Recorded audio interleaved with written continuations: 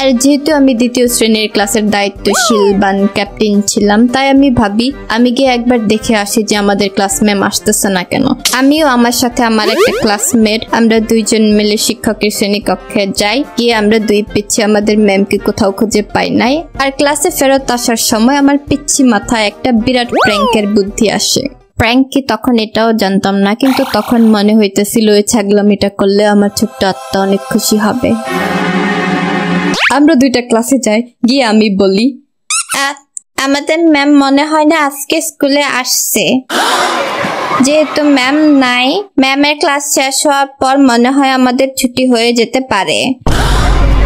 এরপরে ক্লাসটা হয়তো হবে না। ক্লাস শেষ হওয়া পর্যন্ত সবাই শান্ত হয়ে যার যার বেঞ্চে বসো। ক্লাস ছুটি হয়ে যাবে?